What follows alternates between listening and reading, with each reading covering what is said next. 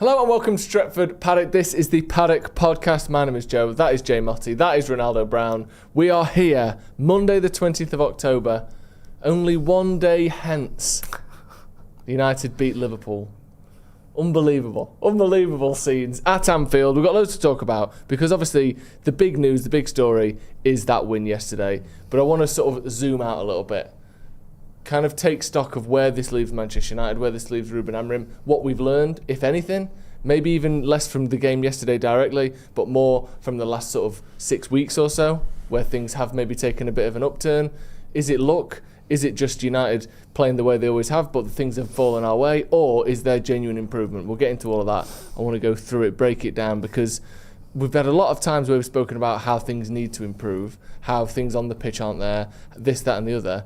It's rare that we've actually been able to look back at a chunk of results. I say rare, it's never happened under Ruben Amorim, where we have won more than we've lost over a decent number of games. So 4 of the last 6 games in the league. Because he's had some runs where he's had like a win or two, then he's had a win or two in Europe as well. That's correct. Yeah, but we've won 4 of our last 6 Premier League games. That has never happened under Ruben Amorim. So we're going to look at why that's happened. Are things changing? Or is it just a little bit of fortune and, he's going to get sacked by Christmas still? But first of all, Jay, how are you? Yeah, I'm good, man. You can't not be good after beating Liverpool at Anfield. No. Or beating Liverpool full stop, even at Old Trafford, it's mint. But at Anfield, even more Makes so. It so much sweeter, it does, doesn't it? 9 years since that. Well, since the last time we beat him. I mean, yeah, it's just good stuff. And everything sort of post-match has been amazing as well. It's been everything I hoped it would be. Like meltdowns and just Scousers losing their heads big time and coming out with just stupidness and just a sense of devastation, and then on the flip side trying to pretend like they're not that bothered anyway, and then trying to have a dig at us for celebrating it like you shouldn't celebrate beating your fiercest rivals. It's just been great, man. It's good to see the right people getting the flowers as well, including Ruben Amorim, because we've all criticised him at one point or another during the season, but you can't fault someone for getting a win at Anfield. Not a chance. How you feeling, Ronnie? Like a win at Anfield on a gaffer, is it only Van Gaal? Has it been? It's a short list. There? No, we lost it. We lost with Moyes. Was it Van Gaal? We lost 2-1 with Moyes. Van Gaal and Jose, or was it both Van Gaal? Both Van Gaal, wasn't it? Wanfield was definitely Van Gaal, and the Rooney one I think was Van Gaal. Was it 2016? It must have been. That's amazing. January 2016. So the only manager that's won at Anfield since Fergie is Van Gaal and Amorim. I think yes. That's why it's huge, because whatever happens with Amorim, having a Premier League win at Anfield on your resume is massive. As a Manchester United manager, and also especially now, and I think he has an Etihad win and an Emirates win, correct, as well. So he might be like a little bit of a giant slayer. I want to talk about that. I'm saying that after we obviously didn't go to plan Etihad earlier this season, but an Etihad win is still a big thing, isn't it? And like. The Emirates is just, I know the Emirates is the FA Cup, but again, it's still a win. And when it comes to the actual win, is it actually sad that is probably one of the best parts about beating Liverpool, especially at Anfield? It is the whole Liverpool meltdown and fallout after it. I enjoy it so much. Slot with his excuses as well. He's really picked up where Klopp left off with that, hasn't he?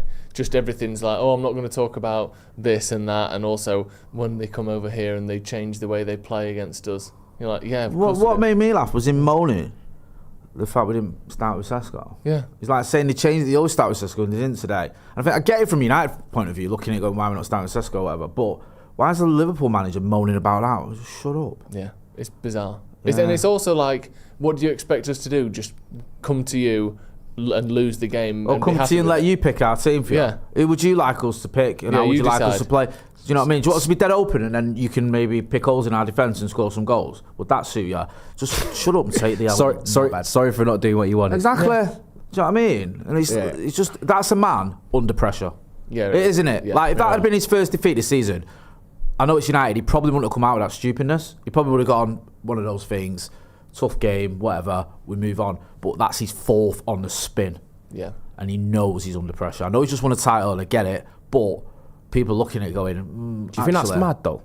Do you think it's mad how, like, at Liverpool's slot, having had a successful first season, winning the Premier League, gone quite far in cup competitions as well, and then he loses 4 on the bounce, and all of a sudden his job seems to be under pressure? You know what? I'm not that surprised. I'll be honest with you, because even though... Because imagine that... It is mad, like, me and you were joking upstairs, he's won 50% of their Premier League titles. Like, he should be golden no matter what happens this season.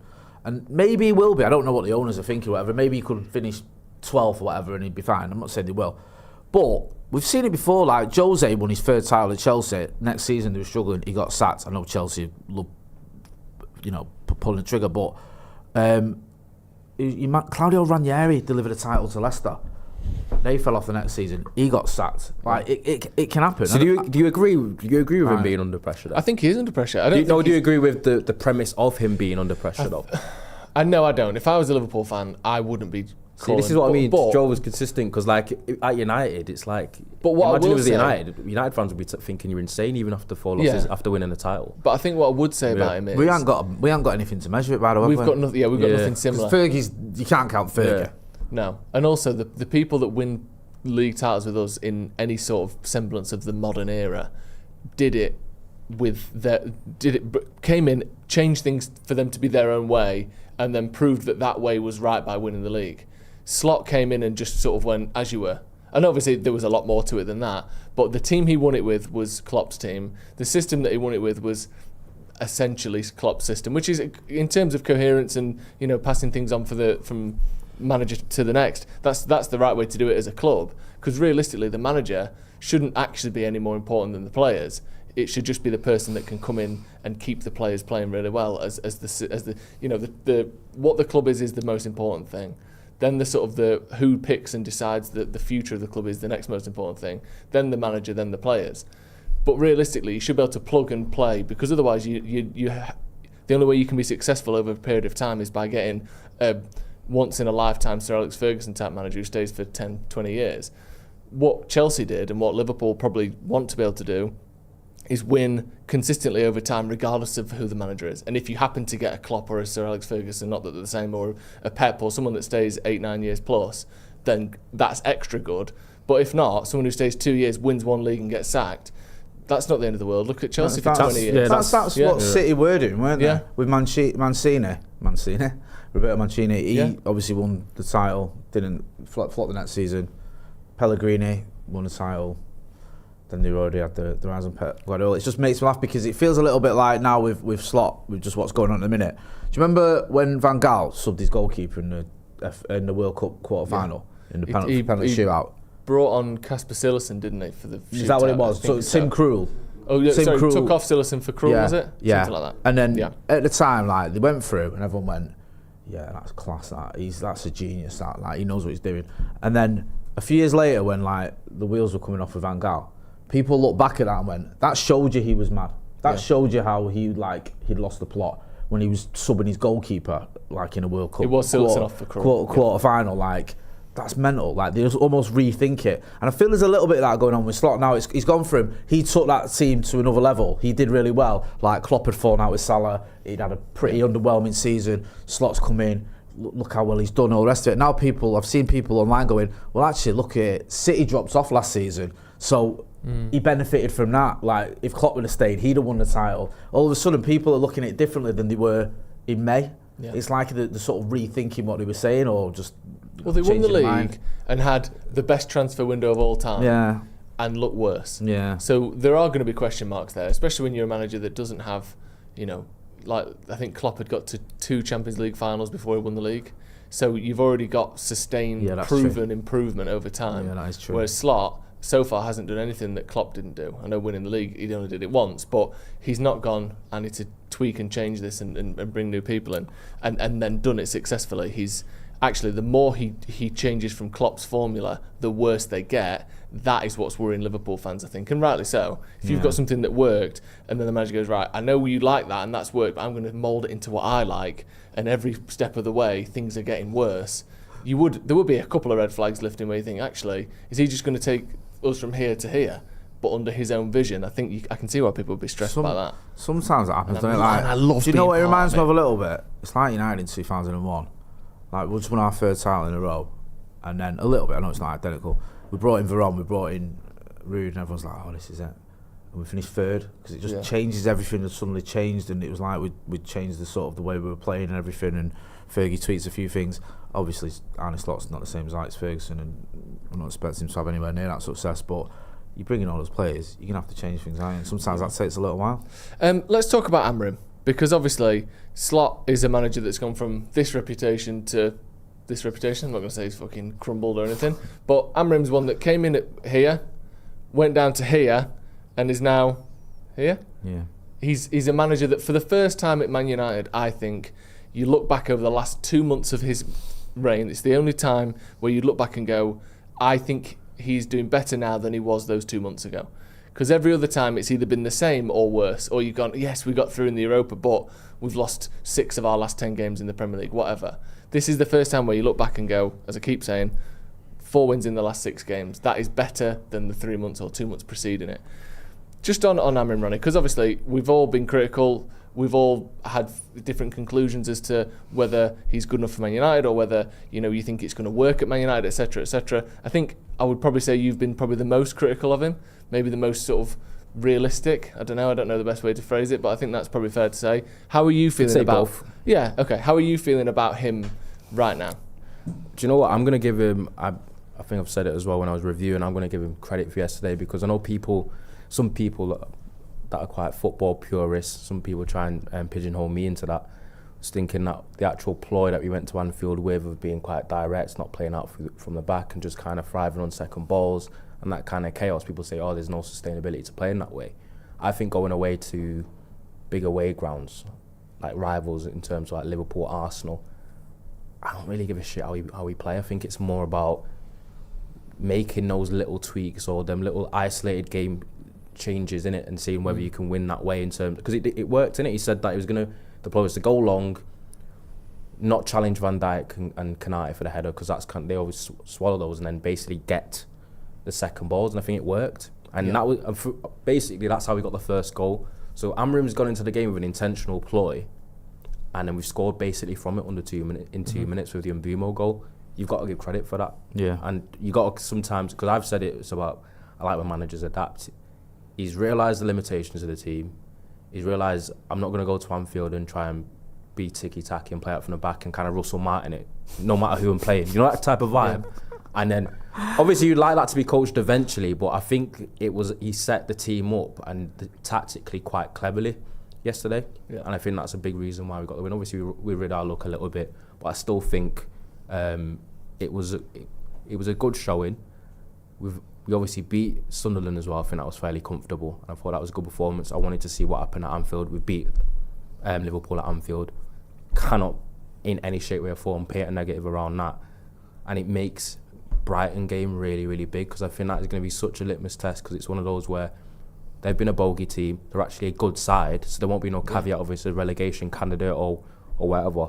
If we then beat Brighton, conversations can then be a little bit had in terms of have we turned a corner, because if you don't turn a corner beating Liverpool at Anfield, then when will you? Because I'm almost anxious to see what happens on Saturday, because I feel like if we beat Brighton, we've got a score to settle with them. They've been a bit of a bogey team. They piss us off every time we play them. Yep. I think if we go there at Old Trafford, where we've been good this year, get a good performance and win that, and then you've beaten Liverpool and Brighton back to back, I think you can then start to think, is Amorim working his way up that way? But I want to see more. I'm not going to lie to you. The same people that will tell me not to overreact to losses, I'm not going to get too high. Do you know the bad thing about Brighton? Yeah. Your boy started playing well now. I was chatting to a Brighton journalist today. Well, no, Brighton always plays well. You're on about. Oh, Balade. Yeah, he's had his best game of the season. Yeah, but people said I'm just chatting to a Brighton journalist then earlier today, and he was saying, because I'd not seen the Brighton game, I didn't know for Brighton. I said, he's not been doing so well this season. He said, well, he hasn't until this weekend. It's just gone. He said he looked back to his best. Did he? Yeah, so shit. I mean, we can Is still beat Brighton with a good Callum. He's going to want to play. I'm not saying that's it, we're not going to win. I'm just saying he's sort of timing that well, isn't he? And the reason why I don't want to make mad sweeping statements on the whole Amorim thing as well, because I like more talking about United in isolation, is because United are a team currently that always feel like we're one game away from a crisis, because do you know what I mean? And that's felt like that since 2013, to be fair. Yeah, we've literally just beaten Liverpool at Anfield for the first time in basically a decade. Obviously beat Sunderland before it. If we turn up at Old Trafford and get beat 2-0 by Brighton, then it feels like everything resets then. Yeah. Do you know what I mean? So that's why we're desperate to get that little run, because let's be honest, we've seen run of poor results. Yeah. Do you know what I mean? We've not seen a run of really, really good ones. And it seems like we're at the start of a potential one. And then we can start to... It's a good point that as well, Ronnie, Yeah. because that a win on Saturday is Saturday, isn't it? Yeah. So I'm away. 5:30. That could be the win that starts putting you actually up the table. I think, what are we, 2 points off third? Yeah. Yeah. And So at 3 the moment, points off second. yeah, we've not really moved much, have we? Like, we're still... We've gone from 10th to 9th, I think, yeah. I think the next win, or at least, if you, like you said about that run, you start moving up the table and you start, even just the mentality and the narrative and everything, all of a sudden you're looking at it and going, well, we're in that mix now. Yeah. I know it's only early doors, but we're right in there, and then it can just sort of shift your mindset a little bit. I think as well, like, with Amorim generally, I think the Brighton thing is, I do agree with your point that if we go there and we play poorly and we lose, say we go there, if we play that game at Old Trafford, we play poorly and we lose, obviously that's going to feel like really gutting, especially after the Liverpool game. But what I will say is, I think that when you're a team that's fighting for top 7, top 8, maybe 6, and then, I don't know, flirting with the idea of Champions League or whatever, but, somewhere in that ballpark, it's very rare that those types of teams win 5, 6, 7 games in a row. It's often 3 wins, 2 draws, a loss, 2 wins, one draw, 2 wins. And you look back on that whole group of games of like 10 games and go, actually, we won 6 of the last 10, 2 draws, 2 losses. And you go, I'll take that. It's, obviously, you want there to feel like there's consistency. But I think that it's not going to just be win after win after win one day. I think it's going to still be ups and downs, but those ups and downs, you sort of look back on them and go, actually, it took him 21 games to get his first 4 Premier League wins, and we've got 4 in the last 6, so that is improvement undoubtedly. And then, again, you want to see fewer and 4 in the first 21? I think so. I think I saw that somewhere a couple of weeks ago. I'll double check that in a minute. But then you're sort of looking at clusters of games, and over time you go, actually, like you said, we won those games and now we're 7th. Okay, we've gone back down to 8th. But then we're 7th and then we beat the team in 6th and we've gone 6th. And, it's going to happen over 20, 30 games rather than these sort of micro jumps. But I think seeing the improvements in terms of chances created, in terms of being able to win away from home against big teams, in terms of, being a team that actually scores goals again. I know it's not been enough and we've underperformed against our XG, but we're someone that is creating danger, creating threat. I think that's a big thing. But I think for Amorim, it's come at he's had for the first time a nice little few moments in a row. So beating Sunderland was good. What Ratcliffe said about the 3 years, whether it's true or not, was a really good thing for him. And then beating Liverpool, that's created a sort of disproportionately kind of like sort of confident mood around the manager. I think it's 3 really nice things in a row, and I think that's massively improved his standing. Where 3 weeks after the Brentford game, we thought he might, that he was looking like he might be done. That's the environment. See, the environment. And that has to eventually that has to change. Yeah, where you kind of like having to gauge like managerial confidence week in, week out, and that's kind of a phase that we're desperate to get out of, innit? Yeah, as Manchester United, innit? And that's only going to come with success and obviously a string of results. Because I know what you're saying, it's like the teams that finish top 7, top 8, they're not usually going to go on and winning like 8 out of 10 games, etc.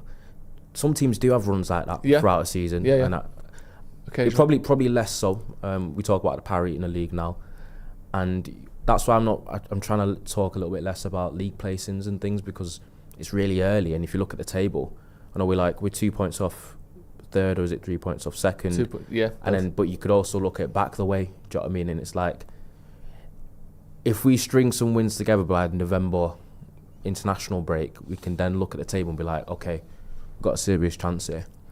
Because you can look at it positively, because last season it did seem as though we talked about early, you can get to November and December, and it felt like we was almost out of it. Almost, you said it felt like the second half of the season. It felt like I've never been like in a situation as a United fan where there's so many in terms of what it means, games that didn't mean anything other than pride. Like there was no remember that there was that thing about United could technically get relegated, but everyone knew we weren't going to get relegated. It was like, that's not really going to happen. But it was like, well, we ain't actually going to make the European spots. It looks like that's too far away. And then it was like, well, we're not going to get relegated, we're not going to make European spots. And then and I was guilty of it, like reaching for, well, if we finish one place higher, we'll get more money, and then we can. An extra 2.7 million. Yeah, or whatever. and I get you always want to win football matches, and you never want to go to watch United or sit and watch United or whatever and think, oh, well, I don't care if we win. You always want to win, but in terms of what it actually meant, it's the most unimportant set of games in the league I can remember in my time as a Red. Because even the bad seasons, it's like we might be on the cusp of either Europa League or nothing, or Europa League or Champions League. Yeah. This is the first season, last season, where literally, if we win or lose this game, the actual playing future of Manchester United is completely unchanged, regardless of the result. Yeah, it was weird, innit? It's like, I've never experienced that, and I don't want to experience it again, to be honest with you. No. We've got a few super chats. We're going to get into some of these. Patrick Cassidy, as we remember, for 58 months, says, UNITED, spelled in the way that was the most difficult to read ever for some reason, but UNITED, United are the team for me, of course. Peter Kelly says Amorim hasn't lost at Anfield as Man United manager, 2 games, 1 win, 1 draw. Slot hasn't beaten United at Anfield. I think they lose away to Brentford too. That would be fantastic, wouldn't it? That'd be nice. Akash K said, I was the loudest bastard in the pub yesterday while witnessing my bestie who supports the Scousers cry his eyes out. For now, I just want to enjoy this. But having said that, we do need to build on this. Having a Bezzy who's a Liverpool fan, man, that must be tough. It's tough stuff. Sam Sargent says, first super chat, kind of nervous. Welcome. Thank you, man. Thank you very much. Don't be nervous, we appreciate you. Yeah. Do you know what I mean? That's lovely. It's very nice to have you. I want to talk about something else. I saw a very good video yesterday. Yeah. It was about football. Okay. It was about Manchester United specifically. And it was pushing back on this narrative about Manchester United this season, about our XG. Oh, right, okay. And that the only reason we've got this high number of XG is because we just take all these silly shots from outside the 18-yard box. And realistically, we haven't made any good chances. Is that how it works? I think it was something statistic about like the actual shot quality, whether it was just kind of like was accumulating efforts that weren't very like high scoring. But I don't know. I look at XG sometimes, but I don't put. Do you know what I mean? I don't put a crazy amount of stock in it, which is interesting for someone that's on a podcast named that. The XG files. So for reference, United have got currently the 3rd highest expected goals per 90 minutes. Okay? Only behind Liverpool and Arsenal. Okay. So, decent company to be in. And it's very, very close as well. Ours is 1.64, Liverpool's 1.69, Arsenal 1.72. So right in that ballpark of the best in the league in terms of making chances. And when you bear in mind, in the first 4 games, United have played Chelsea, Arsenal, Liverpool and Man City. That's pretty good to be able to consistently make chances across all of our games pretty highly. So there was a video in particular, there was one in Athletic, and there was generally the discourse has been that yes, United have created had a lot of shots, but the reason the XG is so high is because we're just shooting from anywhere and we were never going to score, so it doesn't really count. That's something that I think I've seen people talking about. But this video is by someone called another narrative, another one of the context people added to it was saying was how much of the XG was getting was like last 20 minutes of game when we were either losing or... Yes.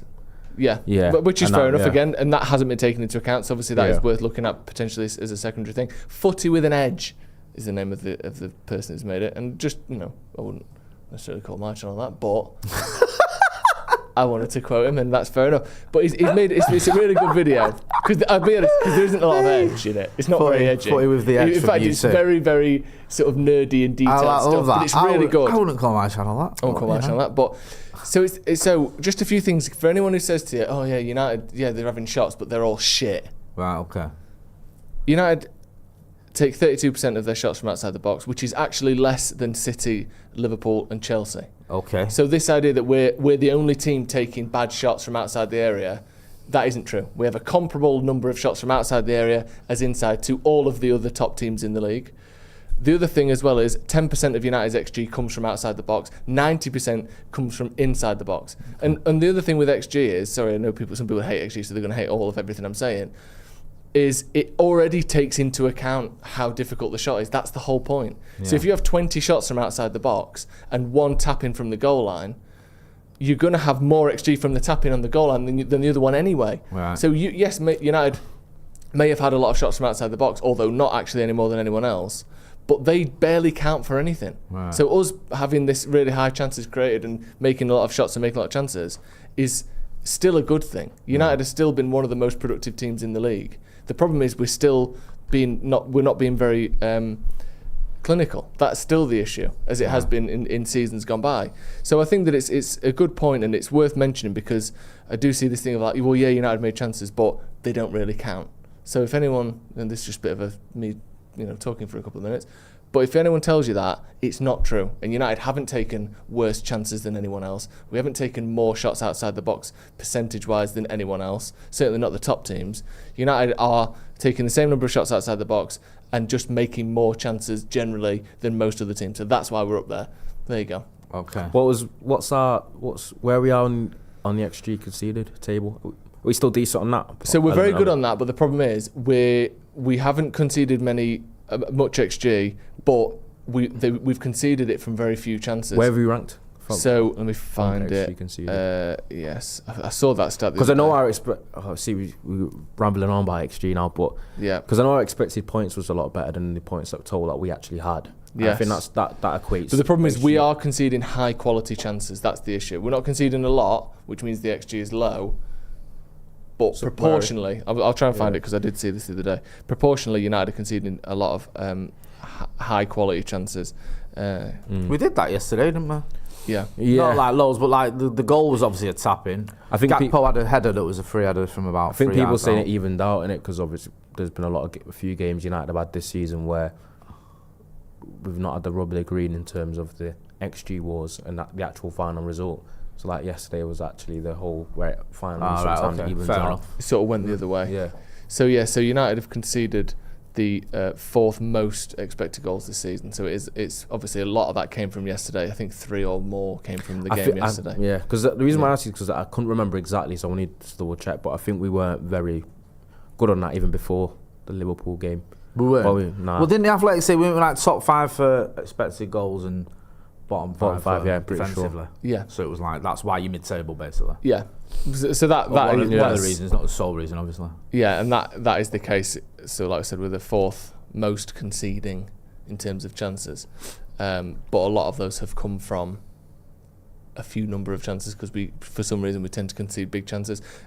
We'll move on from that. I just wanted to say it was a really good video and a good sort of counterpoint to this narrative. What's the channel? Footy with an Edge. So is this someone new or? I don't know. They've got about 30,000 subscribers. I found it through Reddit. I'll send the link over to the producer and we can get that in the description if anyone wants to go and watch it. It's in particular calling out sort of a couple of Athletic videos that kind of went through like, are United as bad as you think they are, etc., etc. But I think it's a good point, because it's not just the Athletic that have made that point, where it's like, actually United's attacking doesn't count because it's from all these really bad areas, when actually we're not shooting from any worse areas than any other teams, and it fails to mention that. So I think it's worth pointing out. Someone I want to talk about, Harry Maguire. Can I just read something? Yeah, I was gonna say this. I thought, let's talk a bit about some player performances yesterday, innit? Because I thought we talked a lot about managers. This is what football's gotten to these days, where it's like all that counts is the manager. All that counts is the man. I know that can kind of work both ways. People say when we're losing games, people says da-da-da, but I think there was a lot of good performances yesterday, and I saw players that cared. I didn't see players yesterday that gave up on the manager or put another manager on the bus like people love saying whenever we lose games. I thought I looked at a team and players that looked committed, looked together, and the way they reacted to that win, you can see how much it meant to them. Yeah, massively. I don't know if anyone, sure a lot of people have seen this. I haven't double checked this, so I'm going to take the word of the likes of TNT Sports on Twitter. Right. This is Harry Maguire's last 6 Man United goals, okay? Wow. 91st minute equaliser versus Porto, 93rd minute winner versus Leicester, 47th minute winner versus Ipswich, 121st minute winner versus Lyon, 89th minute equaliser versus Grimsby, 84th minute winner versus Liverpool. That's fucking clutch right there, isn't it? That is unbelievable. Like, I know that, if you go back, I think that's all just in the last season as well. Yeah, to make it 3-3. I forgot I was at that game. I forgot about that. First of all, 6 goals in the last basically 12 months is pretty good for a centre-back, considering he always kind of looked dangerous but never used to score. Every single one of those changes the game state, and almost all of them are in the 80th minute or beyond. That is a fantastic run of clutch moments in it. Yeah, that's amazing considering like modern day Marouane Fellaini. Yeah, like you don't score that many goals, but when you do, they matter. Yeah, they count. And of all those goals, the one at Anfield is just that's the icing on the cake. He's got to get credit for that. Do you know what I mean? Because Gabriel gets a lot of credit for his goal scoring exploits in the box as well. But Harry Maguire probably poses a similar threat. I feel like the ball always seems to find his head in opposition box. I think the issue was there was a period when he used to start a majority of games and he'd get his head on like 3 of the attacking corners, but they would never be good headers. Never hit the target. Never hit the target, but he seems to. I've got a bit of a clutch gene now. The Leon one, we needed that. I know it didn't count for anything because we didn't win the final, but last season was so shit.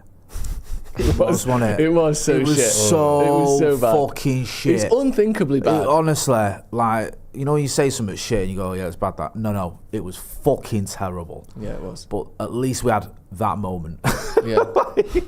At the time, that was one of my favourite moments ever at Old Trafford. Yeah. It was fucking mint.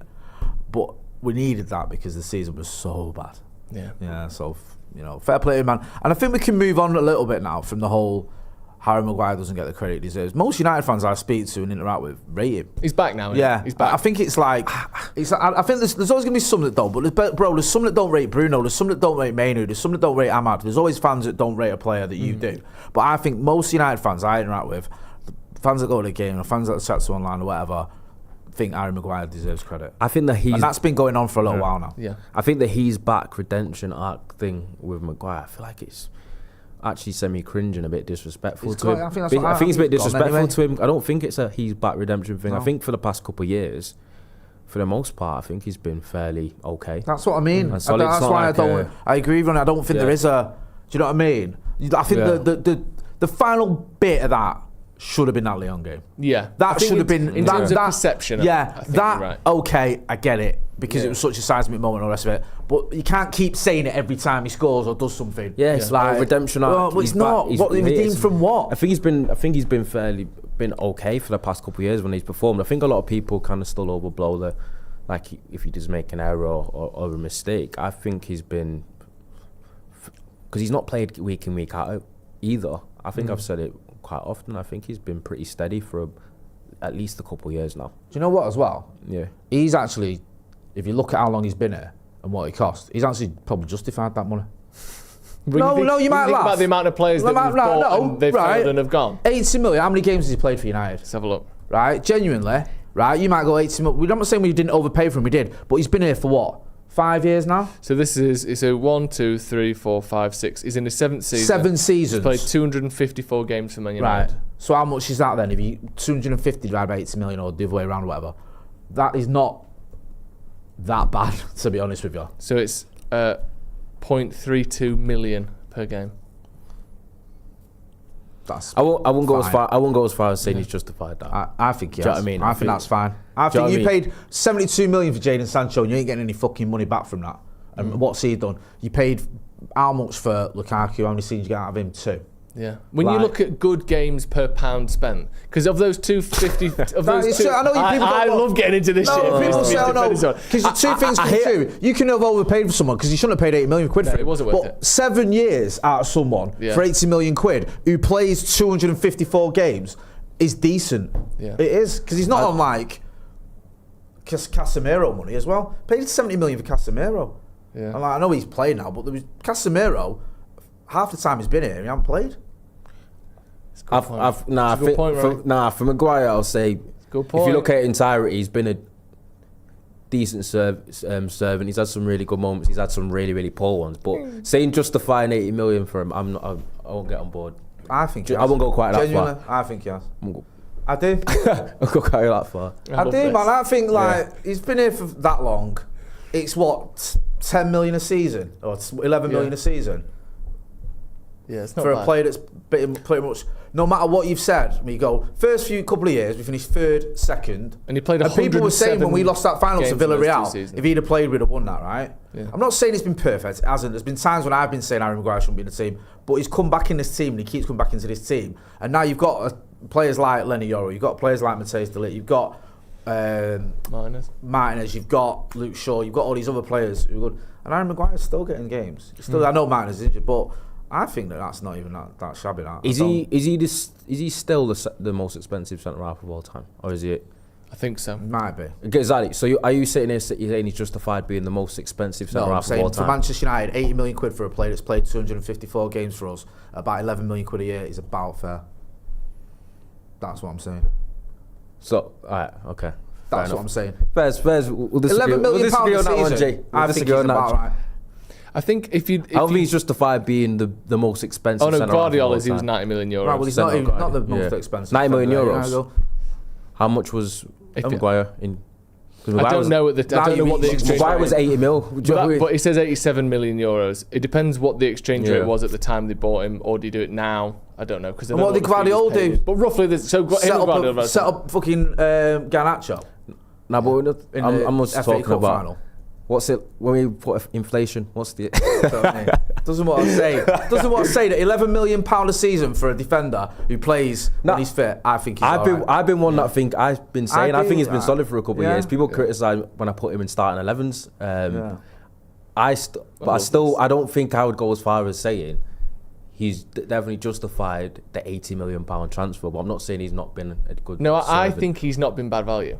Yeah. I would say that. I don't think he was worth 80 million, but I think that transfer wasn't bad. Because also, if you take away the did you make profit or loss on it, like just look at it as what you paid versus what you got. Yeah. Like you said, anyone who's only here for a couple of years, you can discount immediately because they just left. So Di Maria or Lukaku or anyone, they came in, left. You know, the transfer fee wasn't worth what you got out of them. How many players have even stayed for 7 seasons in the last decade? And also, let's not forget, United are exactly a good selling club, and he's come close to leaving on a couple of occasions. Well, so and you know why I couldn't go? Because of the fact that he was bought for that much, and the money he was on. He could have gone to West Ham last 2 seasons. He decided to stay. And let's not forget, he's still here. I love that. This isn't the end of his career at United. He's got 5, 10 years. He's got a Premier League title left. He's got 10 years left. Strange things have happened. So, listen, I think. Listen, I'm not saying we didn't overpay. We shouldn't have paid 80 million quid for him. But I think now, 7 years on, you look here, 11 million a season. I think it's fine. You know how fickle football is. I think how fickle football is, and we are as fans. Because imagine we had this same conversation we're having now after Brentford a few weeks ago. When Thiago Spano from and scored. Yeah. Do you know what I mean? Exactly. This is what I mean. Would have been a harder sell for me. Yeah, but we're trying to be giddy after the Liverpool game. Let us have it. People say we've got decent fees back for Di Maria and Lukaku. But that's not the point. That's not what we're saying. We spent 75 million on Lukaku and got 2 seasons out of him. Like, I know that we made some money back, but if you just look at price spent per, good performances. To be fair, let's have it right. I'd have spent 80 million quid for that goal. Yeah. Against Liverpool. Yeah. Right, no, okay. Right, with some super chats. Abhinav Verma. We would be second if Lemons had played instead of Binder at Brentford. Literally, the thing's crashed just as I'm reading it. Sorry. I will get back to that right now. Literally escorted their shot into the net. Yeah. I think that's a good point. It is a good point, and I understand it. But I think you have to look at what the manager has done with Lemons. Took his time. Yeah, how he's managed him. And there's got to be some reason behind that, and there's got to be some thinking behind that. And he's done it, I think he's done it well. Yeah. Because you look at that Sunderland game, there was a little bit where he rushed out of his goal, wasn't there? But on the whole, it was a very good performance. Yeah. You look at what he did at Anfield. Didn't have loads of amazing saves to make, we're going to be brutally honest. Nope. He had one pretty difficult one, I think, Alexander Isak, but he did it well. Other than that, it was pretty much sort of almost straight at him, ones at the post, nothing he could do about them. But he commanded his box very well. And in terms of distribution, he was obviously told just to go along, and he did, which is fine. Max Gomez says, add his salary, it's more than 11 million a year, great salary. But we're not doing all that. We want it to sound good, not bad. God, Max, it's clearly an agenda. Ross Murphy says, give that man a 2-year contract. Full named Huggy says, so by that logic, the academy players are the best ever. Yeah. In terms of value for money, the academy players are the best. That's why people love them so much, because it's homegrown, you didn't spend anything. Best value for money, of course. Yeah. They cost zero money. It costs you nothing, and you get money for them. Yeah. So for your profit. That is true. Yeah. Diogo Dalot posted his Whoop stats after the game. Fucking it was he, Stephen Alson. My guy. For those who don't know what Whoop is, by the way, it is one of your sort of modern fitness tracking bands. That it's not just like originally they came in and they used to count your steps. Yeah. Then they would count your heart rate. Then now you could get maybe like a notification on there. Yeah. Now this one tells you using their proprietary algorithm how prepared for the day you are, how much recovery you got the night before, whether Coronation Street is on tonight. Are you into that, Whoop, you? I can't afford it, mate. It's out of my pay. Really? Like your price range? Price range, man. So it's one of those sort of, much like XG, it's got some people who love it and some people think it's just toss. If you feel all right, go to the gym. If you don't, don't. Right. He posted it because you can see there in the middle. Is he sponsored by them? I don't think so. And if he is, he didn't mention it in the post. I think Dalot's the type of guy that would post that for free. Recuperacao, as in, that's how recuperated you are. Yeah. 28%. It's Love in the that. red. Yeah. So he's trying to tell everyone, I played in this game, even though I was goosed. Right. I was knackered. Lads, Right, honestly, okay. not only did I turn up and play quite poorly. I think that was half the reason he posted it. I did it with a little bit tired as well. I didn't get a good night's He was like, sleep. and then I asked Stephen Alson, who's a Whoop specialist, that Yeah, of course he is. basically said that being in like that range of 20 to 30% recovery actually isn't like the end of the world or isn't like massively debilitating. No, but Steve would say that as well. But he wouldn't would say that in it. But he, no, I 'cause heard a bit of he that said that. He conversation. said Van Dijk's like got a Whoop kind of, and so another player Sponsorship. as well, and he regularly posts it, and he's in a similar range. I think Dalot's kind of just posted it thinking. But to be fair, playing football at the Premier League level at Anfield, I think sometimes you probably needed a bit more than that in terms of. You know what, though? But then again, Would United they'd have them that data and be tracking that kind of thing for players anyway. They'll have their own proprietary version, versions, yeah, wouldn't they? Where yeah. they're doing the heart rate and they're doing the sweat and the To be fair to Dalot, though, right, he had a bit of a stinker in that first half, but I thought he was better in the second Yeah, half. defended Like, well. Yeah. You know what? Like it's easy because people have to moan and fixate on someone. To Locked up criticise. Salah. And it was like, by just leaving him alone. By just saying, go on. Yeah, go on, son. Yeah. Do what you want. Don't worry Locked up about it. Salah in the way that when you find a deer with its head stuck in a fence, you did that. Like he happened across a Mo Salah with his fucking head stuck in a fence and went, I put him in there.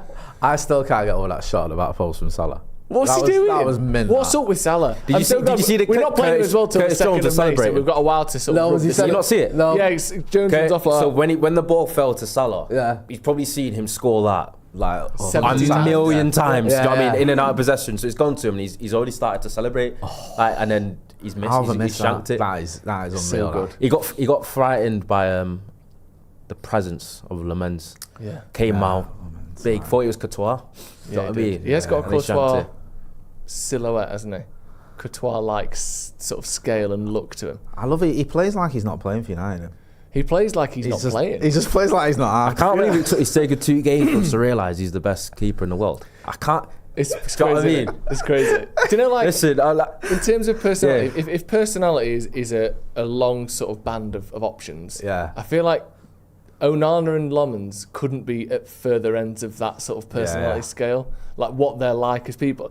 Lomans is barely alive. He's just What? like as in he's just a robot. He's just a droid, isn't he? He seems like there's just like He's saying he's AI. he's got a touch of the AIs to him. Whereas Onana is so alive, it's almost a worry. Like every action he makes is just full of just personality to the point where you think, can we just calm it down a little bit? It's almost like we've gone exactly one end to the other end. But that's what Man United It's a do, low innit? bar, but it's like almost every keeper we've had as well has come in with just dramas and catastrophes almost straight right. away. Like even Onana on pre-season, his first pre-season, remember when he just ran out of his area berating Harry Maguire for giving away a throw-in? That was Yeah. performative, that. Yeah, Do you know, and you 'cause- like- And that was when Like- Maguire was in his low patch. I know, Yeah, and it so was he- like... He kicked him out while he was down. Yeah, and I you thought, call like, that- any is it need. to the gallery. What's the? Yeah, playing to the Playing to gallery. the gallery. Playing to the gallery there, innit? He was one, and then Bayern Day, like, almost immediately had errors. Yeah. The Bayern Day one is weird because I think I've told you before. I've got mates that play in Portugal, not in Portugal, playing Turkey. Turkey professionally, and doing around like the Turkish players, and apparently it's one of the most baffling things ever in the kind of Turkish footballing community that Bayern Day found his way to Manchester United. Like it's probably something that apparently Interesting. just confuses everyone there. Really? Just thinking he's nowhere near.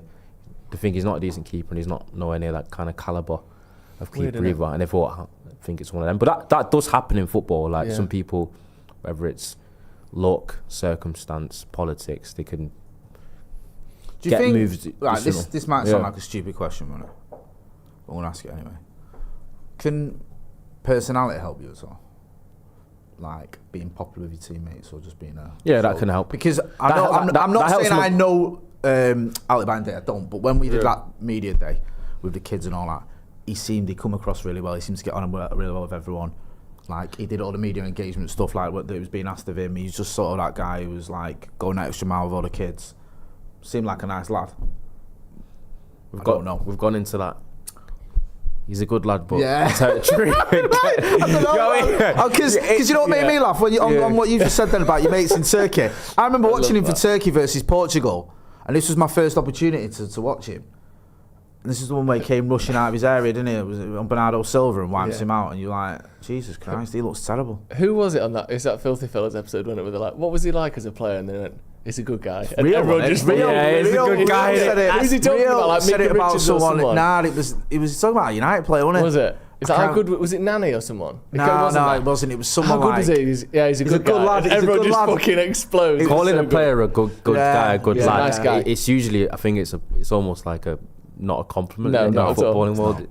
Abhinav Verma with the super chat. know. Do you think Amorim has took his time with Lomans because it takes a while to get the citrus to kick in sometimes? Maybe that juice took a while to squeeze. Chris says, could you get the regulars on a video one day? Santa Notch, Akash K, there's a few more names that made us fall in love with United up the paddock. I would love to do that, and we should do that That'd as be a cool members as video. fuck. I think that'd be fantastic. Yeah. Get some of the sort of high rollers in there, some of the people that have been around for a long time. No, I would as well. Like when Santa Notch does his score predictions, the production values are unreal. Yeah, we should do that. That's a really good idea. Chris. Notch only turns up for moves Paddock on that. FC, mate. He knows where his loyalties lie. Yeah, that's a good point. Should we do Wally of the Week? Before we do Wally of the Week, I want to do Nice Guy of the Week. Jay Motty bought me this. He bought me a hat from the Jacksonville Jaguars when they played in London yesterday. Got to give my son credit because he went and got it for you. I asked to give him some instructions, and he was down there with his mates watching the game. How good's that? See, Thank you, Jay. So I know you're a Jacksonville Jaguars fan. Yeah, I'm a Jaguars fan. So Track how much he actually ends up wearing that in future, you know. Don't say that. It's alright. Look at it. It's the only thing I'll ever wear with a Union Jack on it. Hey, don't say that. Hey, I didn't even know it was a Jacksonville Jaguars. I just saw Union Jack and thought, get that Joey loves all that. The Union Jacksonville Jaguars.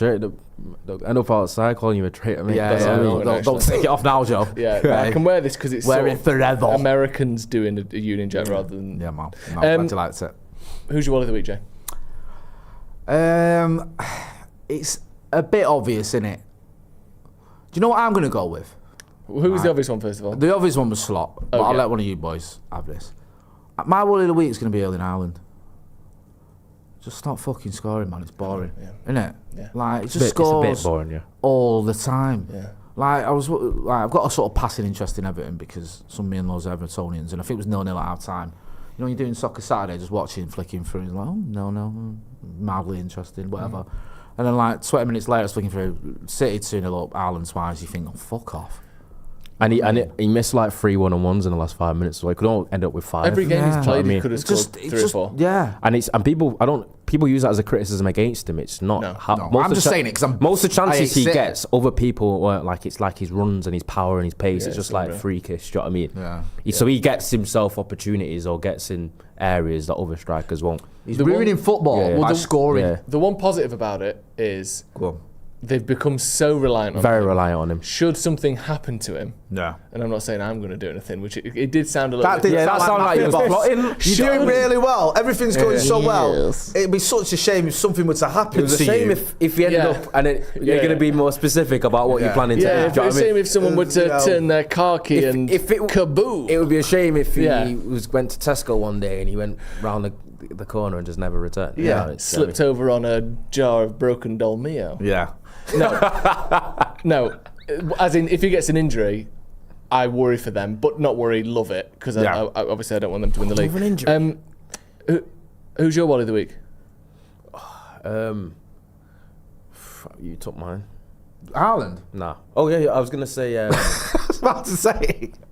Didn't see that one coming. I went with Haaland because I didn't think anyone else would. Can I say Stephen Alson for managing a 3-0 loss on the weekend? That's deep. That's deep.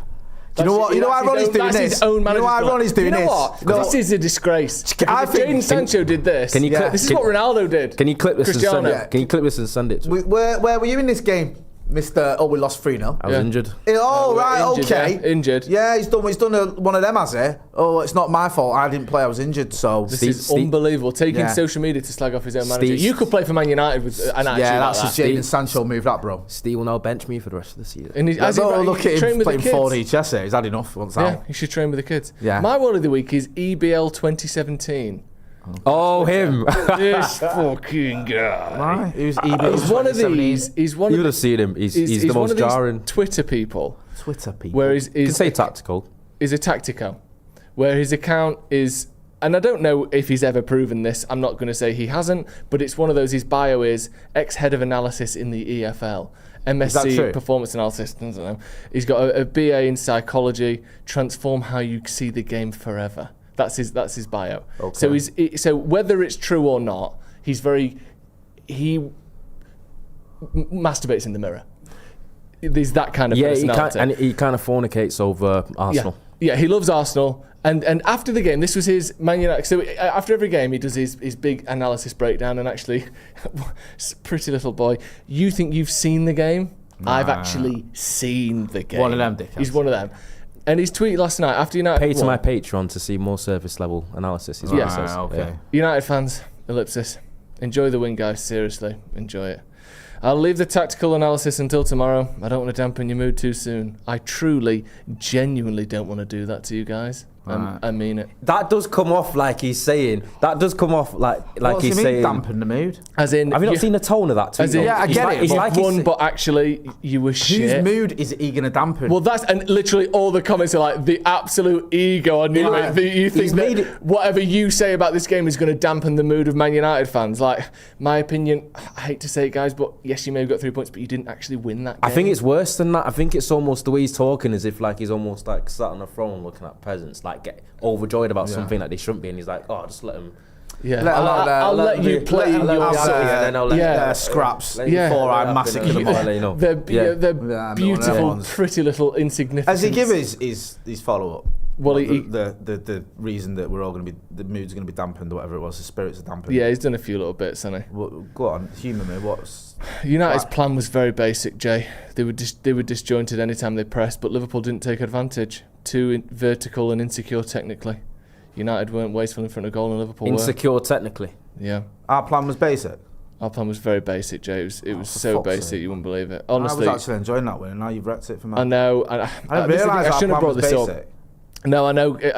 Is there any way we can uncelebrate a goal? Jay, just try and enjoy it, mate. I No, I know can't now. now You've you've wrecked seen it. the light. It's You've going to wrecked be it. impossible. I don't know. That goal, those goals shouldn't count. You're almost going to erase this win from your mind. Amorim It doesn't count. Amorim We out. lost. We lost. Our plan was basic. We lost. EPL 2017's got a very good point. So I like the fact that you don't even know his name. Honestly, think you might did he reckon write that on the fucking toilet door in his own excrement? Who gives a shit? Sounds like a fucking right. Make idiot. him sound like somewhat like a serial killer Yeah, some leaving his. absolute nutter. Yeah.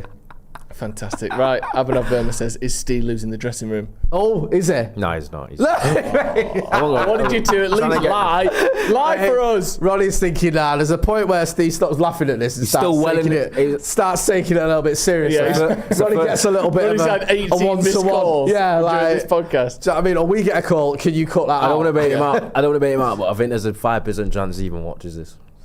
I think there's and there's only a 1% chance of that being true. Yeah, exactly.